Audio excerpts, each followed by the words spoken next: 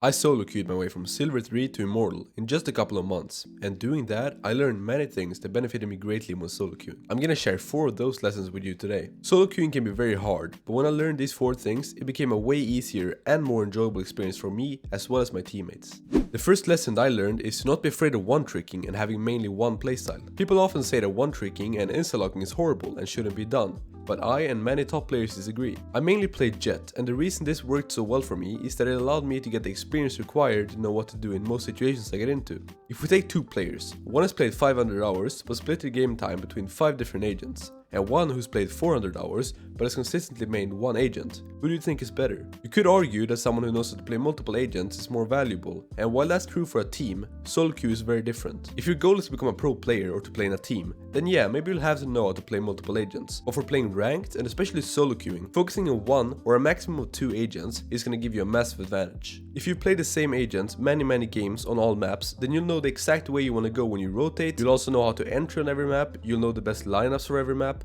but that's not really the case if you split your game time between multiple agents. Now, I'm not saying you should only play one agent and never ever play anything else. You can experiment, that's fine, but have one agent that you mainly play, and don't just be one of those fill players that plays everything. And while there are people who've gotten good that way, and it's very well possible, it's gonna take a lot more time, and you're never gonna get as good on one single agent. So having one other agent that you can play when your agent gets locked is fine, but just focus on one agent and spend the majority of your time on that one if you want to improve as fast as possible.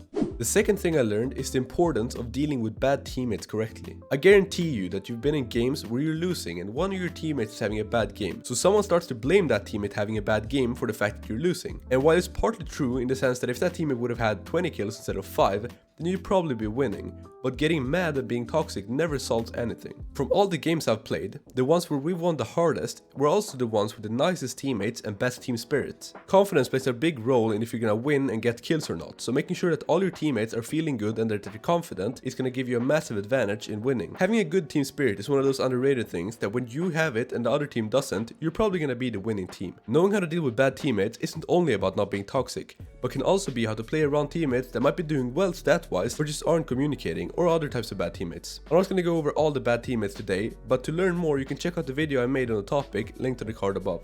My next piece of advice is to always reflect on your plays. Because you're solo queuing, that means that you can't rely on anyone other than yourself. If you queue with friends, or maybe you're even in a team, then you know that when you die you have teammates that you can trust will play well and hopefully win. You can also rely on them to do your strategies, trade you when you die and more. That's however not the case when solo queuing. Not that you don't have to improve if you're in a team, you just have to improve in a different way.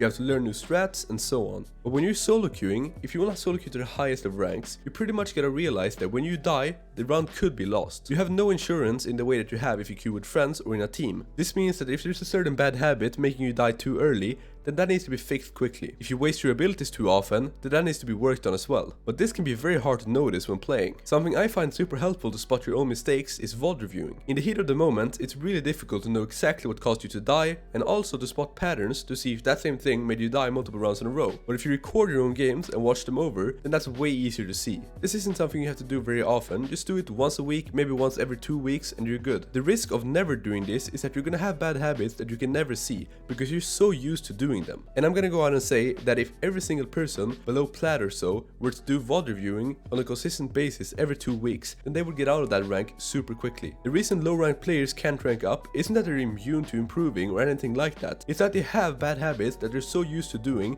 that they can't even spot them themselves, and so they just keep going on repeating the same bad habits and the same bad decisions over and over again. VOD reviewing has made me aware of many mistakes that could have held my rank back for a long time, but it made me consciously want to avoid them and think of it when I was in game. Like I mentioned in my video about VOD reviewing, sometimes you want to let someone else VOD review for you, because these bad habits can actually be so deeply ingrained into you that you can't even spot them yourself, even when you're looking right at them. But doing this on a regular basis will take your game sense to a whole new level. To be able to reflect on your plays and improve, you also need to start only blaming yourself for your losses. This is my next tip, and something that I learned is a must if you want to improve in Valorant. Because you only have yourself to rely on when solo queuing and won't always have other good teammates, it's incredibly important that you only blame yourself for losing. Like I said in the last tip, you should constantly be working on your game, but a prerequisite for that is that you realize you're the only one you can blame if you aren't ranking up. Thinking like this will make improving way more important for you, as well as making you less toxic. A very common mistake people make is that they blame their teammates for the issues that they're having. If you're saying it to them in game, then that will just cause unnecessary arguments that won't lead to anything good. But even if you aren't saying it directly to them, you'll still think that the reason that you're stuck in a specific rank is because you come with bad teammates. And don't lie, I know that some of you think like that because I keep getting those kind of comments. I do however understand why you guys think like that, because there is a grain of truth in this. You will have those games where you drop 30 kills and still lose, but it's also important to realize that the enemy teams has those same games as well. You probably win games all the time because you face bad enemies, you just don't think of it nearly as much as when you lose games because your team is bad. So to make yourself improve faster, avoid heated arguments, and overall make the game a lot more fun for everyone, you should really avoid blaming your teammates for your losses and what rank you are. I mentioned earlier that you really need to improve your game sense and decision making. But what is the best way to improve your game sense? To find out, watch this video that I made that covers all the information you need to know to become a smarter player. See you there.